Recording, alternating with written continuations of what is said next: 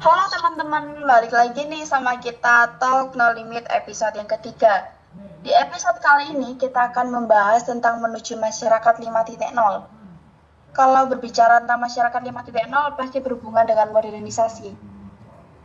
Oh iya, kalian tahu nggak sih di beberapa tahun akhir ini sering loh terjadi gempa bumi, termasuk di Indonesia juga. Ada yang bisa jelasin nggak apa sih gempa bumi itu?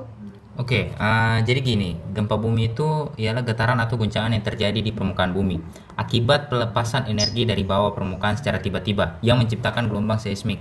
Gempa bumi biasa disebabkan oleh pergerakan kerak bumi atau lempeng bumi. Selain itu, gempa bumi juga bisa disebabkan oleh letusan gunung api. Ternyata gempa bumi itu ada 3 macam loh guys. Yang pertama ada gempa vulkanik, gempa tektonik, dan juga gempa runtuhan. Apa sih gempa vulkanik, gempa tektonik, dan juga gempa runtuhan itu? Oke, jadi gini, gempa vulkanik adalah gempa bumi yang disebabkan oleh letusan gunung berapi. Sedangkan gempa tektonik adalah gempa bumi yang terjadi karena pergeseran lapisan kulit bumi akibat lepasnya energi di zona penunjangnya. Lalu gempa bumi tektonik ini memiliki kekuatan yang cukup dahsyat. Kalau gempa runtuhan atau terban itu adalah gempa bumi yang disebabkan oleh tanah longsor, gua-gua yang runtuh di dalam laut dan sejenisnya lah.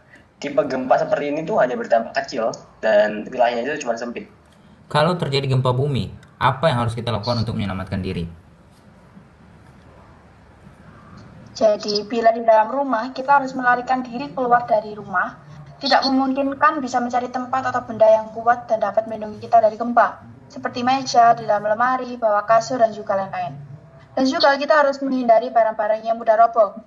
Lalu, bila ada gempa bumi, jangan berlari, karena jika kita berlari, kita akan menambah guncangan. Tidak hanya itu, kalau kita sedang berada dalam kendaraan seperti mobil, kita harus berhenti dan mencari tempat yang jauh dari pepohonan dan gedung. Setelah itu, kita keluar dari mobil dan jangan berdiri di dekat tiang listrik. Kita harus mencari lapangan yang luas untuk berdiri. Dan jika kita berada di dekat pantai, alangkah baiknya kita menjauh sejauh mungkin dan mencari tempat yang tinggi, seperti contohnya bukit.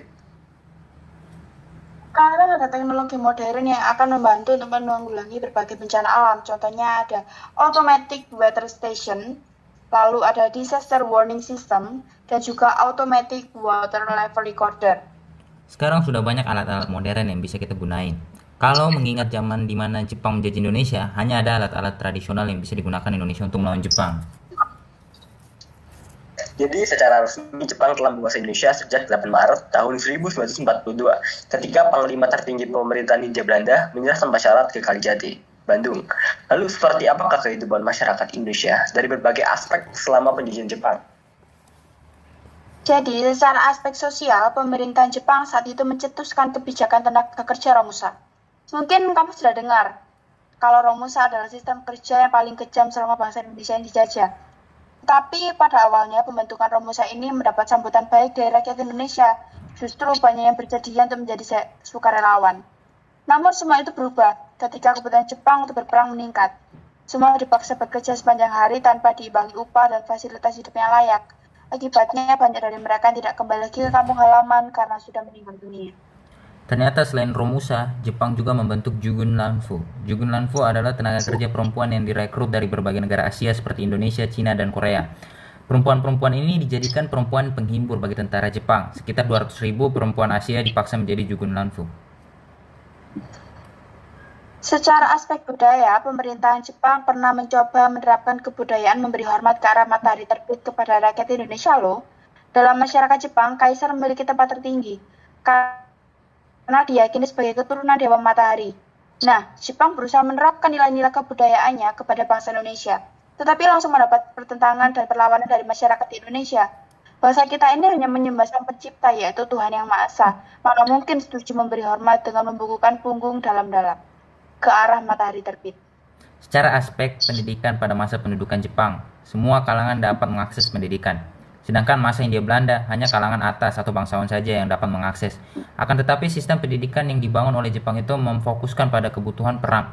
Meskipun akhirnya pendidikan dapat diakses oleh semua kalangan, tetapi secara jumlah sekolahnya menurun sangat drastis.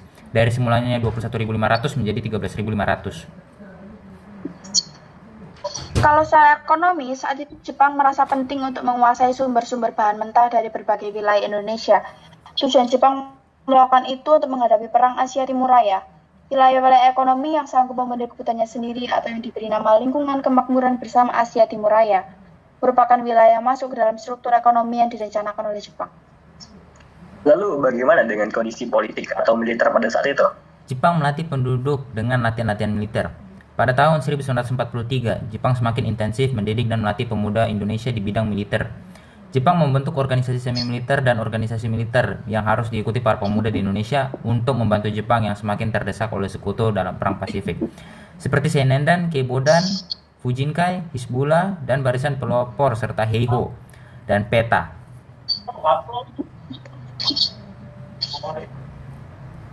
Sekarang udah tahu kan gimana dulu Jepang menjajah Indonesia. Semoga dengan adanya masyarakat menuju 5.0, semua dapat lebih mudah termasuk dengan perhitungan BEP atau perhitungan laba dan rugi.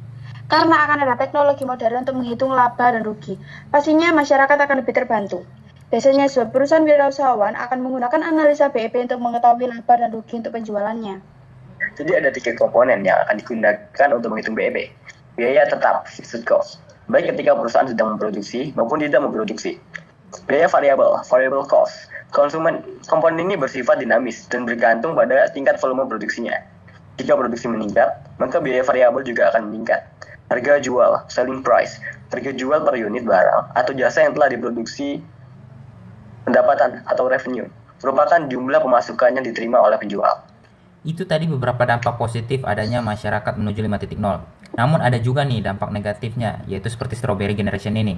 Di dalam buku yang ditulis oleh Reinhard Kasali menceritakan generasi milenial saat ini yang seperti Strawberry Generation, mudah rapuh. Generasi milenial saat ini cenderung mudah menyerah dalam menghadapi tantangan dan juga permasalahan. Buku ini mengajarkan kepada anak muda untuk tidak menyerah dalam menghadapi setiap persoalan.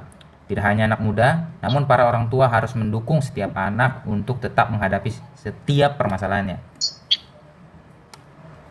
Buku Strawberry Generation juga mengajarkan untuk mengubah mindset passenger menjadi driver, sehingga merasakan proses pembentukan mental diri mereka.